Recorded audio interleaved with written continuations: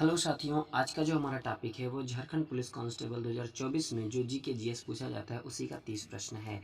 ठीक है, और ये प्रैक्टिस सेट नंबर 6। इसके पहले हमने आपको 5 प्रैक्टिस सेट ऑलरेडी करवा चुके हैं, तो आप लोग जाके प्रैक्टिस सेट दे सकते हैं। और आखिरी में आप लोग कमेंट करके बताइएगा कि आपके कितने क्वेश्चन सही हो रहे हैं। आइए स्टार्ट करते हैं वीडियो को बिना देरी किए। साथियों, क्वेश्चन नंबर 1 है, भारत के विभाजन के संबंध में माउंटबेटन योजना आधिकारिक तौर पर घोषित कब की गई थी? 4 जून 1947, 10 जून 1947, 3 जून 1947 या 3 जून 1947? कब किया गया था? बताइए, कब घोषित किया गया था?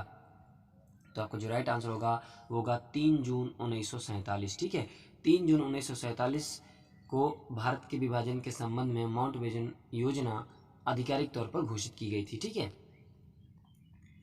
आंसर है 3 जून 1947। 3 जून 1947 माउंटबेटन योजना प्रस्तुत। इसका प्रमुख बिंदु यह था कि आगामी 15 अगस्त 1947 को भारत को दो भागों में विभाजित करके दो पूर्ण प्रभुता संपन्न देश भारत और पाकिस्तान बनाए जाएंगे। ठीक है, और भारतीय स्वतंत्रता अधिनियम 1947 जो कि 18 जुलाई 1947 को आया था, इसी योजना के अनुसार 14 अगस्त 1947 को पाकिस्तान को भारत से अलग कर दिया था और 15 अगस्त 1947 को भारत को एक स्वतंत्र राष्ट्र घोषित कर दिया था। ठीक है, गांधी जी उस समय एक आंदोलन, व्यक्तिगत सत्याग्रह आंदोलन कर रहे थे। कौन सा आंदोलन? व्यक्तिगत सत्याग्रह आंदोलन। वो आंदोलन 1940 के आसपास वो कर रहे थे। ठीक है, और व्यक्तिगत सत्याग्रह आंदोलन 17 अक्टूबर 1940 को गांधी जी ने किया था। कब? 17 अक्टूबर 1940 को। अब इसके बाद क्या आता है? व्यक्तिगत सत्याग्रह आंदोलन के बाद क्रिप्स मिशन आता है 22 मार्च 1942 को। फिर इसके बाद आता है भारत छोड़ो आंदोलन होता है जो कि 9 अगस्त 1942 को हुआ। ठीक है, इसके बाद कैबिनेट मिशन आता है 24 मार्च 1946 को। ठीक है, अगला क्वेश्चन है, संविधान में पहली बार संशोधन कब किया गया था? 1947, 1951, 1953, 1957? कब किया गया था? तो आपका जो राइट आंसर होगा वो होगा 1951 में संविधान में पहली बार संशोधन किया गया था। ठीक है, संशोधन का औपचारिक शीर्षक संविधान या प्रथम संशोधन अधिनियम 1951 में है। ठीक है, 1951 में हुआ था। इसे 10 मई 1951 को भारत के तत्कालीन प्रधानमंत्री जवाहरलाल नेहरू द्वारा प्रस्तावित किया गया था और 18 जून 1951 को संसद द्वारा अधिनियमित किया गया था। ठीक है, तो संविधान में पहली बार संशोधन कब किया गया था? 1951 में। अगला क्वेश्चन है, झारखंड राज्य गठन के समय देश के प्रधानमंत्री कौन थे? झारखंड राज्य गठन के समय देश के प्रधानमंत्री कौन थे? नरेंद्र मोदी, मनमोहन सिंह, अटल बिहारी वाजपेयी, एच.डी. देवेगौड़ा? कौन थे? तो आपका जो राइट आंसर होगा वो होगा अटल बिहारी वाजपेयी। कौन थे? अटल बिहारी वाजपेयी थे झारखंड राज्य गठन के समय देश के प्रधानमंत्री। ठीक है, 15 नवंबर 2000 को बिहार से झारखंड राज्य को अलग किया गया था। 1 नवंबर 2000 को मध्य प्रदेश से छत्तीसगढ़ को अलग कर दिया गया था। ठीक है, 15 नवंबर 2000 को बिहार से झारखंड को अलग कर दिया गया था और 1 नवंबर 2000 को मध्य प्रदेश से छत्तीसगढ़ को अलग कर दिया गया था। झारखंड के पहले मुख्यमंत्री की बात करें तो बाबूलाल मरांडी थे और वर्तमान में अगर मुख्यमंत्री बात करें झारखंड राज्य के तो कौन है? चंपई सोरेन है। ठीक है, अगला क्वेश्चन है, निम्न में से कौन सा आंदोलन विशुद्ध रूप से गांधीवादी तरीके से लड़ा गया पहला आदिवासी अहिंसक आंदोलन था? ताना भगत आंदोलन, संथाल विद्रोह, बिरसा उलगुलान, हो विद्रोह? कौन सा आंदोलन था? बताइए। तो आपका जो राइट आंसर होगा वो होगा ताना भगत आंदोलन। ठीक है, ताना भगत आंदोलन था जो कि आदिवासी हिंसक आंदोलन था। देखिए, ताना भगत आंदोलन झारखंड के छोटा नागपुर क्षेत्र में हुआ था। छोटा नागपुर क्षेत्र में। और ताना भगत आंदोलन में उरांव जनजाति के लोगों ने बड़े स्तर पर भाग लिया था। कौन सी जनजाति? उरांव जनजाति के। और ताना भगत आंदोलन के प्रमुख नेता कौन थे? जतरा भगत और तुरिया भगत थे। दो नाम याद रखिएगा।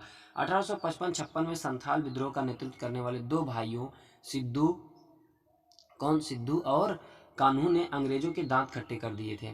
अंग्रेजों ने इनके विद्रोह को ऐसे कुचला कि जालियांवाला कांड भी छोटा पड़ जाता है। इस विद्रोह में अंग्रेजों ने लगभग 30,000 संथालियों को गोलियों से भून डाला था। ठीक है, कौन से आंदोलन में? ताना भगत आंदोलन में।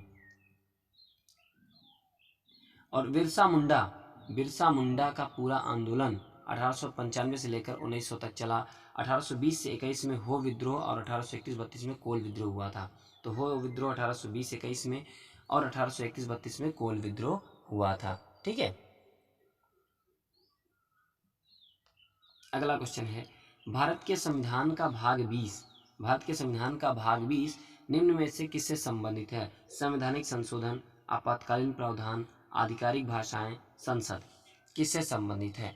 भारत का संविधान का भाग जो 20 है किससे संबंधित है? तो आपका जो राइट आंसर होगा वो होगा संवैधानिक संशोधन। ठीक है, संवैधानिक संशोधन से संबंधित है।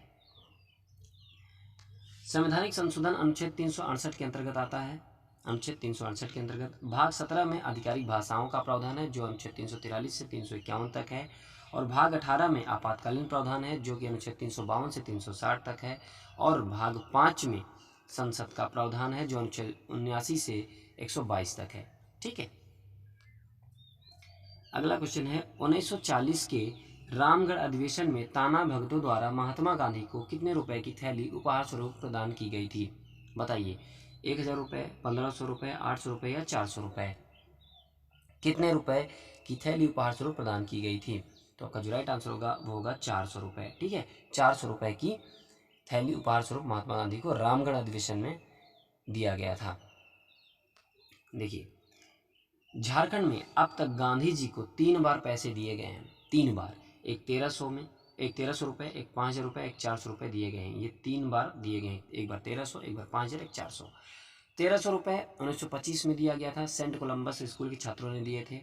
ठीक है, और 5000 रुपये 1925 में टाटा के वर्कर्स ने दिए थे, माने टाटा जमशेदपुर के जो वर्कर्स थे वो दिए थे 5000 रुपये। ठीक है, मिला करके आंदोलन करने के लिए गांधी जी को दिए थे। ठीक है, अगला क्वेश्चन है, दादा भाई नौरोजी कितनी बार भारतीय राष्ट्रीय कांग्रेस के अध्यक्ष बने थे? कितनी बार? 2, 3, 4 या 5? कितनी बार दादा भाई नौरोजी भारतीय राष्ट्रीय कांग्रेस या आईएनसी जिसे कहते हैं के अध्यक्ष बने? तो आपका जो राइट आंसर होगा वो 3 बार। कब कब बने थे? एक 1886 में कलकत्ता अधिवेशन में, फिर 1893 लाहौर अधिवेशन में, फिर 1906 कलकत्ता अधिवेशन में बने थे आईएनसी के अध्यक्ष। ठीक है, तो 3 बार बने थे टोटल। अगला क्वेश्चन है, भूमिज विद्रोह के नेता कौन थे? कौन थे भूमिज विद्रोह के नेता? तिलका मांझी, बिरसा मुंडा, गंगा नारायण सिंह या गणपत राय? कौन थे? तो आपका जो राइट आंसर होगा वो होगा गंगा नारायण सिंह थे भूमिज विद्रोह के नेता। ठीक है, झारखंड मुक्ति मोर्चा का गठन कब किया गया? कब किया गया? 4 जनवरी 1973, 4 फरवरी 1973, 4 अप्रैल 1974, 4 मई 1974। कब किया गया था? तो आपका जो राइट आंसर होगा वो होगा 4 फरवरी 1973 को झारखंड मुक्ति मोर्चा का गठन किया गया। ठीक है, झारखंड मुक्ति मोर्चा की स्थापना विनोद बिहारी महतो, शिबू सोरेन और कॉमरेड डॉक्टर AK राय ने किया था। ठीक है, ये नाम याद रखिएगा। भारत के संघीय व्यवस्था की अवधारणा निम्नलिखित में से किस देश के संविधान से ली गई है? कनाडा, आयरलैंड, ऑस्ट्रेलिया, संयुक्त राज्य अमेरिका। किस संविधान से लिया गया है? बताइए, किस देश के संविधान से? तो आपका जो राइट आंसर होगा वो होगा कनाडा से। ठीक है, कनाडा से लिया गया है। देखिए, कनाडा से और क्या क्या लिया गया है? कनाडा से संघात्मक विशेषताएं, अवशिष्ट शक्तियां केंद्र के पास, केंद्र द्वारा राज्य के राज्यपालों की नियुक्ति और उच्चतम न्यायालय का परामर्श न्याय निर्णयन। ठीक है, और आयरलैंड के संविधान से क्या क्या लिया गया है? राज्य के नीति निर्देशक सिद्धांत, राष्ट्रपति के चुनाव के लिए अनुपातिक प्रणाली और राष्ट्रपति द्वारा राज्यसभा के लिए 12 विशेषज्ञों का नामांकन। ठीक है, और ऑस्ट्रेलिया के संविधान से क्या लिया गया है? समवर्ती सूची, व्यापार और वाणिज्य की स्वतंत्रता, संसद की संयुक्त बैठक। ठीक है, अगला क्वेश्चन है, न्यायालय के रिट क्षेत्राधिकार के संबंध में निम्नलिखित कथनों पर विचार कीजिए। बताइए कौन सा सही है उच्च न्यायालय के संदर्भ में? उच्च न्यायालय अपने क्षेत्रीय अधिकार क्षेत्र के बाहर रिट जारी कर सकता है। उच्च न्यायालय का अधिकार क्षेत्र संविधान के मूल ढांचे का हिस्सा है। उच्च न्यायालय के मौलिक अधिकार के उल्लंघन के मामले में ही रिट जारी कर सकता है। क्या होगा? तो आपकी जो राइट है वो है उच्च न्यायालय अपने क्षेत्रीय अधिकार क्षेत्र के बाहर रिट जारी कर सकता है। बिल्कुल कर सकता है, तो पहला सही है। उच्च न्यायालय का अधिकार क्षेत्र संविधान के मूल ढांचे का हिस्सा है। बिल्कुल हिस्सा है, तो दूसरा भी सही है। उच्च न्यायालय के मौलिक अधिकार के उल्लंघन के मामले में ही रिट जारी कर सकता है। बिल्कुल नहीं। वो जरूरी नहीं है कि मौलिक अधिकार उल्लंघन हो तभी रिट जारी कर सकता है, वो और भी परिस्थितियों में रिट जारी कर सकता है। ठीक है, तो आपका आंसर 1 और 2 होगा। तो केवल 1 और 2 आपका राइट आंसर होगा। ठीक है, 1 और 2। किस दिल्ली सुल्तान ने अधिकतम नहरों का निर्माण किया? बताइए, किस दिल्ली सुल्तान ने अधिकतम नहरों का निर्माण किया? फिरोज शाह तुगलक, इल्तुतमिश, बलबन, सिकंदर लोदी। बताइए किसने किया? तो आपका जो राइट आंसर होगा वो होगा फिरोज शाह तुगलक। फिरोज शाह तुगलक ने दिल्ली सुल्तान का था अधिकतम नहरों का निर्माण किया था। ठीक है, फिरोज शाह तुगलक ने भारत में नहरों का सबसे बड़ा जाल बनाया। वह 1309 में पैदा हुआ था और अपने चचेरे भाई मोहम्मद बिन तुगलक के निधन के बाद दिल्ली का सुल्तान बना। ठीक है, अपने चचेरे भाई मोहम्मद बिन तुगलक के निधन के बाद दिल्ली का सुल्तान बना। सबसे पहले सिंचाई पर जो फिरोज शाह तुगलक ने लगाया था, सबसे पहले सिंचाई पर कर फिरोज शाह तुगलक ने ही लगाया था। ठीक है, और पहली बार नहरों का निर्माण गयासुद्दीन तुगलक ने किया था दिल्ली सल्तनत के अंतर्गत। ठीक है, दिल्ली सल्तनत के जो गयासुद्दीन तुगलक था, पहली बार नहरों का निर्माण किया था किसने? गयासुद्दीन तुगलक ने। और तुगलक वंश जो है वो 1320 से 1414 तक चलता है। ठीक है, तुगलक वंश। अगला क्वेश्चन देखते हैं, राष्ट्रपति को पद की शपथ कौन दिलाता है? भारत के मुख्य न्यायाधीश, लोकसभा अध्यक्ष, उपराष्ट्रपति, प्रधानमंत्री। कौन दिलाता है राष्ट्रपति को पद की शपथ? तो आपका जो राइट आंसर होगा वो होगा भारत के मुख्य न्यायाधीश। ठीक है, भारत के मुख्य न्यायाधीश राष्ट्रपति को पद की शपथ दिलाते हैं। अब देखिए, राष्ट्रपति की बात आती है, थोड़ा सा राष्ट्रपति के बारे में जानते हैं। राष्ट्रपति से संबंधित जो अनुच्छेद हैं, जिसे 52, अनुच्छेद 52 कहता है कि भारत में एक राष्ट्रपति होगा। ठीक है, 53 कहता है संघ की कार्यपालिका शक्ति राष्ट्रपति में निहित होगी, अनुच्छेद 53। और अनुच्छेद 54 कहता है राष्ट्रपति का निर्वाचक मंडल होगा। और अनुच्छेद 55 कहता है राष्ट्रपति के निर्वाचन का तरीका, कैसे करना है निर्वाचन, वो बताया गया है अनुच्छेद 55 में। और अनुच्छेद 56 में कार्यकाल बताया गया है, कितना राष्ट्रपति का कार्यकाल होना चाहिए। ठीक है, और अनुच्छेद 57 में पुनर्निर्वाचन, फिर से निर्वाचन हो सकता है, अनुच्छेद 57 में बताया गया है। और अनुच्छेद 58 में राष्ट्रपति की क्या क्या योग्यता होनी चाहिए, राष्ट्रपति बनने के लिए क्या अर्हताएं होनी चाहिए, ये बताया गया है। अनुच्छेद 59 में शर्तों के बारे में बात है। ठीक है, क्या क्या शर्तें होनी चाहिए। अनुच्छेद 60 में शपथ, कि राष्ट्रपति को कैसे शपथ दिलाया जाएगा। ठीक है, अनुच्छेद 60 में है। और अनुच्छेद 61 में महाभियोग है, राष्ट्रपति को किस तरीके से महाभियोग लगा करके उसको पद से पदच्युत किया जाएगा। ठीक है, ये सब अनुच्छेद 61 में है। तो ये थे महत्वपूर्ण अनुच्छेद राष्ट्रपति से संबंधित। अगला क्वेश्चन है, महाराजा धीराज की उपाधि अपनाने वाला पहला गुप्त शासक कौन था? चंद्रगुप्त प्रथम, चंद्रगुप्त द्वितीय, समुद्रगुप्त, श्रीगुप्त। कौन था भाई? तो आपका जो राइट आंसर होगा वो होगा चंद्रगुप्त प्रथम। चंद्रगुप्त प्रथम महाराजा धीराज की उपाधि अपनाने वाला पहला गुप्त शासक था। ठीक है, देखिए, श्रीगुप्त ने महाराज की उपाधि धारण की थी, चंद्रगुप्त प्रथम ने महाराजा धीराज की उपाधि सबसे पहले अपनाने वाला पहला गुप्त शासक था, और श्रीगुप्त महाराज की उपाधि धारण करने वाला पहला गुप्त शासक था। और गुप्त वंश के संस्थापक कौन थे? श्रीगुप्त था। और गुप्त वंश 240 से 550 तक चला। ठीक है, 240 से 550 ईस्वी तक चला। और गुप्त वंश का जो आखिरी शासक था वो कौन था? विष्णुगुप्त था।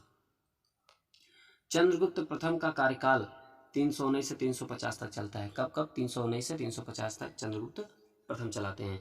उसके बाद 319 में चंद्रगुप्त प्रथम गद्दी पर बैठता है और गुप्त संवत चलाता है। गुप्त संवत माने कैलेंडर जारी करता है 319 में। गुप्त वंश का वास्तविक संस्थापक चंद्रगुप्त प्रथम को माना जाता है। वास्तविक संस्थापक की बात करें तो चंद्रगुप्त प्रथम है। और चंद्रगुप्त प्रथम गुप्त वंश का पहला शासक था जिसने सोने के सिक्के चलाए। ठीक है, और सोने के सिक्के चलाए चंद्रगुप्त प्रथम। और इनका विवाह जो हुआ था वो कुमार देवी से हुआ था। इनका कुमार देवी से, और यह पता चलता है इनके सिक्कों से ही। ठीक है, इनके सिक्कों से, जो सोने के सिक्के चलाए थे, इसी सिक्के से पता चलता है कि इनका विवाह कुमार देवी से हुआ था। ठीक है, झारखंड क्षेत्र स्वायत्त परिषद का गठन कब हुआ? झारखंड क्षेत्र स्वायत्त परिषद का गठन 8 अगस्त 1993, 8 अगस्त 1994, 8 अगस्त 1995, 8 अगस्त 1996। तो आपका जो राइट आंसर होगा वो होगा 8 अगस्त 1995 में झारखंड क्षेत्र स्वायत्त परिषद का गठन हुआ। ठीक है। सूची 1 को सूची 2 के साथ सुमेलित करना है। सूची 1 ये है, सूची 2 ये है। आइए मिलन करते हैं, उसके बाद कूट भाषा में आंसर देंगे। खाद्यान्न उत्पादन में वृद्धि किस में जाएगी? खाद्यान्न उत्पादन में वृद्धि, तो ये हरित क्रांति में जाएगा। दुग्ध उत्पादन किस में जाएगा? श्वेत क्रांति में जाएगा। मत्स्य पालन किस में जाएगा? मत्स्य पालन नीली क्रांति में। और उर्वरक भूरी क्रांति में। तो आंसर क्या हुआ? इसे ABCD मानिए, ABCD, ठीक है, और इसे 1 2 3 4 मानिए। देखिए, तो ए का किस में जाएगा? 1 में, तो पहला हुआ। दूसरे का किस में गया? श्वेत क्रांति माने 3।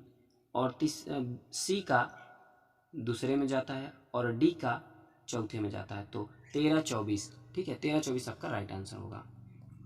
देखिए 13-24 यानी ऑप्शन नंबर ए सही है। ठीक है, 13-24 राइट आंसर होगा। अगला क्वेश्चन है, स्वर्णिम क्रांति किससे संबंधित है? स्वर्णिम क्रांति रेशम कीट पालन, उद्यान कृषि, मधुमक्खी पालन, अंगूर उत्पादन किससे संबंधित है? स्वर्णिम क्रांति। तो आपका जो राइट आंसर होगा वो होगा उद्यान कृषि से संबंधित है स्वर्णिम क्रांति। रेशम कीट पालन का अध्ययन क्या कहलाता है? सेरिकल्चर कहलाता है। अंगूर उत्पादन के अध्ययन को वेटिकल्चर कहते हैं और मधुमक्खी पालन के अध्ययन को एपीकल्चर कहा जाता है। ठीक है, और जो स्वर्णिम क्रांति है वो उद्यान कृषि से संबंधित है और मधुमक्खी पालन जो है ना वो मीठी क्रांति से संबंधित है। मधुमक्खी पालन वो मीठी क्रांति से संबंधित है। अगर मीठी क्रांति की बात आए तो मधुमक्खी पालन बताना है। ठीक है, मीठी क्रांति मधुमक्खी पालन से संबंधित है। प्रथम पंचवर्षीय योजना विकास के मॉडल पर आधारित था। प्रथम पंचवर्षीय योजना किस विकास के मॉडल पर आधारित था? Herald Domar model, Samuelson model, Mahalanobis model और आगत निर्गत मॉडल किस मॉडल पर आधारित था? बताइए। तो आपका जो राइट आंसर होगा वो होगा हेराल्ड डोमर मॉडल पर आधारित था। हेराल्ड डोमर मॉडल पर। और पहली जो पंचवर्षीय योजना स्टार्ट हुई वो 1951 से 1956 तक। ठीक है, 1951 से 56 तक चला। ठीक है, और इसमें लक्ष्य रखा था ये कृषि से संबंधित, कृषि को ध्यान में केंद्रित रखकर बनाया गया था। माने इस योजना में कृषि से संबंधित था और जिसमें लक्ष्य रखा गया था कि 2.1% हमको लक्ष्य प्राप्त करना है, लेकिन हमने प्राप्त कितना किया था? 3.6%।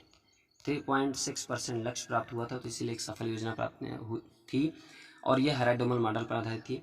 और जो सेकंड पंचवर्षीय योजना थी वो महालनोबिस मॉडल पर आधारित थी। किस पे? महालनोबिस मॉडल पर। और महालनोबिस मॉडल जो द्वितीय पंचवर्षीय योजना थी वो भारी उद्योगों को केंद्र में रखकर किया गया था। ठीक है, अगला क्वेश्चन है, किन 4 देशों को एशियन टाइगर कहा जाता है? किन 4 देशों को?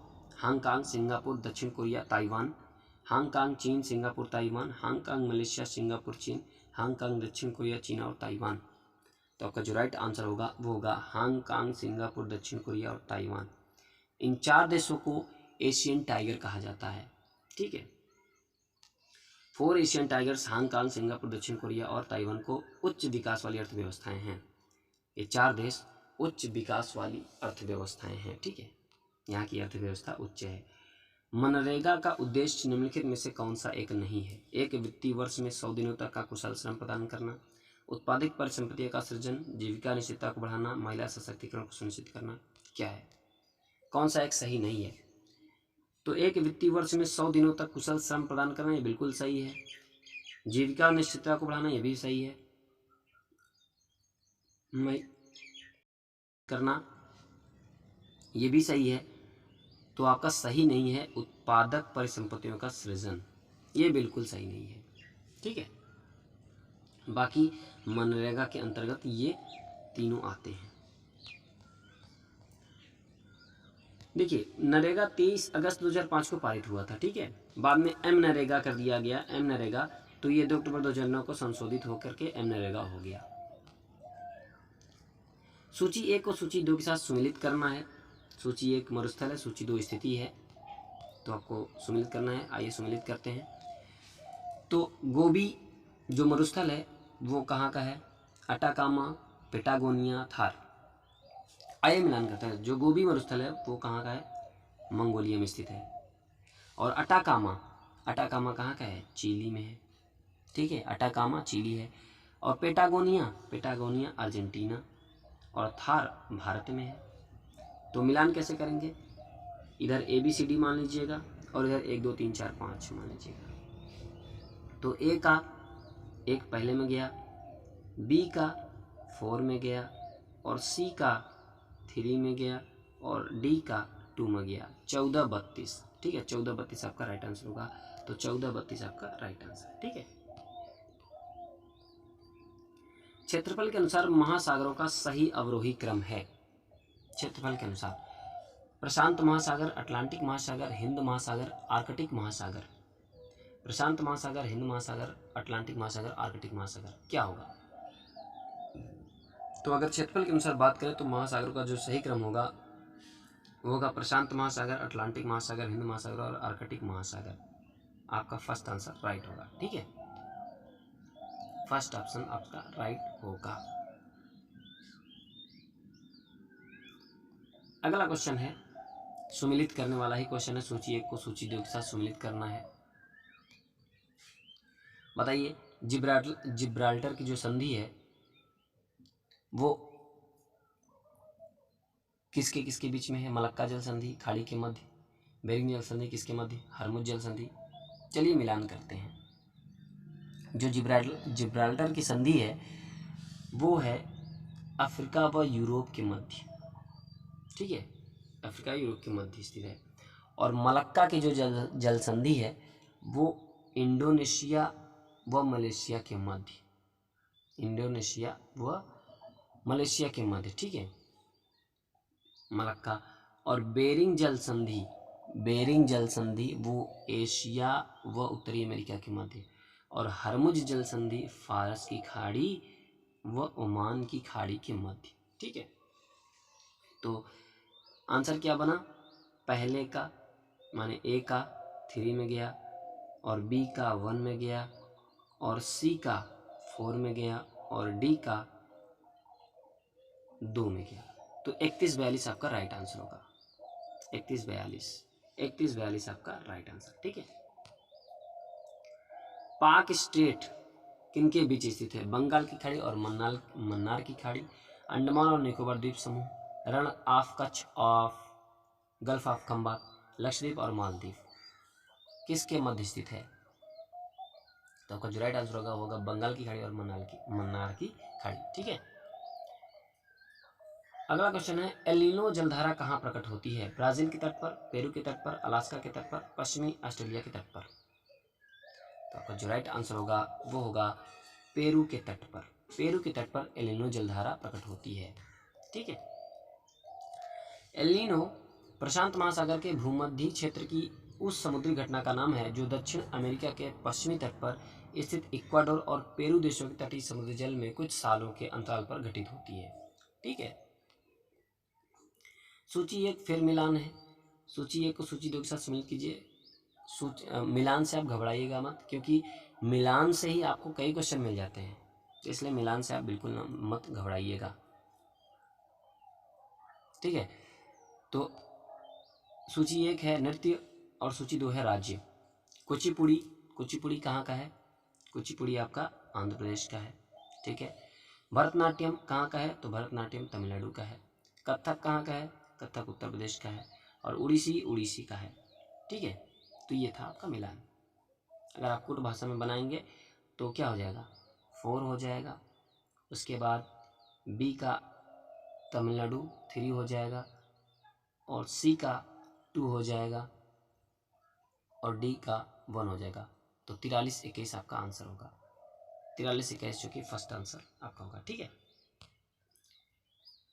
अगला क्वेश्चन भी सुमिलित से हमें सुमिलित करना है। सूची 1 नृत्यांगना, सूची 2 नृत्य। राधा रेड्डी किससे संबंधित हैं? पद्मा सुब्रमण्यम किससे संबंधित? सितारा देवी किससे संबंधित हैं? तो राधा रेड्डी कुचिपुड़ी से संबंधित हैं। ठीक है। और सितारा देवी कथक से संबंधित हैं। पद्मा सुब्रमण्यम भरतनाट्यम से संबंधित हैं। तो क्या हुआ? फर्स्ट का 3 गया, और सेकंड का माने बी का 2 गया, और सितारा देवी कथक माने 1 और 2 312। ठीक है, तो आपका राइट आंसर होगा जो है 312। अल्बर्ट आइंस्टीन कौन सा वाद्य यंत्र बजाने में निपुण थे? गिटार, बांसुरी, वायलिन, सितार। तो अल्बर्ट आइंस्टीन जो है वायलिन बजाने में निपुण थे। ठीक है, अल्बर्ट आइंस्टीन, ये वही अल्बर्ट आइंस्टीन है जो विश्व प्रसिद्ध सैद्धांतिक भौतिकविद थे, जो सापेक्षता के सिद्धांत और द्रव्यमान ऊर्जा समीकरण E=mc² के लिए जाने जाते हैं। उन्हें सैद्धांतिक भौतिकी, खासकर प्रकाश वैद्युत उत्सर्जन की खोज के लिए 1921 में नोबेल पुरस्कार प्रदान किया गया अल्बर्ट आइंस्टीन को। ठीक है, 1921 में नोबेल पुरस्कार मिला था प्रकाश विद्युत उत्सर्जन की खोज के लिए। अगला क्वेश्चन है, सापेक्ष आर्द्रता मापी जाती है हाइड्रोमीटर से, हाइग्रोमीटर से, लैक्टोमीटर से, पोटेंशियोमीटर से। तो सापेक्षिक आर्द्रता जो मापी जाती है वो हाइग्रोमीटर से मापी जाती है। ठीक है, और जो आपेक्षिक घनत्व मापा जाता है वो हाइड्रोमीटर से मापा जाता है। लैक्टोमीटर से दूध का घनत्व मापा जाता है। सूची 1 को सूची 2 के साथ सुमिलित करना है। सूची 1 है, सूची 2 है, मिलान करना है। एनेमोमीटर से क्या होगा? एनेमोमीटर से वायु वेग मापते हैं, और सिस्मोग्राफ से भूकंप की तीव्रता मापी जाती है, और बैरोग्राफ से वायुमंडलीय दाब मापा जाता है, और हाइग्रोमीटर से आर्द्रता मापी जाती है। ठीक है, तो आंसर बनाते हैं। तो इधर ए, इधर 1 2 3 4 5 6। ठीक है, इधर ABCD। तो ए का किस में गया? 3 में गया, बी का 1 में गया, सी का 2 में गया, और डी का 4 में गया। तो 31-24 आपका आंसर होगा। 31-24 आपका आंसर होगा। ठीक है, 31-24 आपका राइट आंसर। तो ये थे आपके 30 प्रश्न। कितने प्रश्न आप कर पाए हैं कमेंट करके जरूर बताइएगा। अगर वीडियो पसंद आई हो तो एक लाइक और चैनल को सब्सक्राइब जरूर करिएगा, और अपने दोस्तों तक शेयर जरूर करिएगा। तब तक मिलते हैं दोस्तों, साथियों, अगले वीडियो के साथ।